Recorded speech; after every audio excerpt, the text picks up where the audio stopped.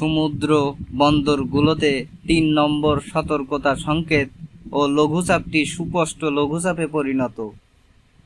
বঙ্গোপসাগরে সৃষ্টি লঘুচাপটি সুস্পষ্ট লঘুচাপে পরিণত। এর প্রভাবে বাংলাদেশের বিভিন্ন উপকূলীয় এলাকায় বৃষ্টি, ঝড়ো হাওয়া বয়ে যেতে পারে। ইতিমধ্যে উপকূলের বিভিন্ন এলাকায় ঝড়ো হাওয়া, বৃষ্টি শুরু হয়েছে বলে আবহাওয়া অধিদপ্তর সূত্র জানিয়েছে। আর এই পরিস্থিতিতে দেশের 4 সমুদ্র বন্দরে 3 নম্বর স্থানীয় সংকেত দেখাতে বলা হয়েছে। আবহাওয়ার বিজ্ঞপ্তিতে বলা হয়েছে, উত্তর পশ্চিম বঙ্গোপসাগর এবং কাছাকাছি এলাকায় লঘুচাপটি সৃষ্টি হয়েছে। এটি ঘনীভূত হতে পারে।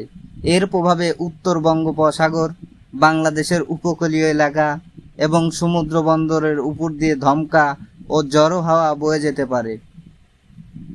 এর জন্য চট্টগ্রাম, কক্সবাজার, মংলা, পায়রা সমুদ্র বন্দরকে 3 নম্বর স্থানীয় সংকেত দেখাতে বলা হয়েছে। উত্তর বঙ্গোপসাগর অবস্থানরত মাছ ধরার নৌকা ট্রলারগুলোকে পরবর্তী নির্দেশ না দেওয়া পর্যন্ত উপকূলের কাছাকাছি এসে সাবধানে চলাচল করতে বলা হয়েছে। আবহাওয়াবিদ হাফিজুর রহমান বুধবার সকালে বলেন, ইতোমধ্যে লঘুচাপটি সুস্পষ্ট লঘুচাপে পরিণত হয়েছে। এখন উপকূলের কয়টি অঞ্চলে বৃষ্টি শুরু হয়েছে।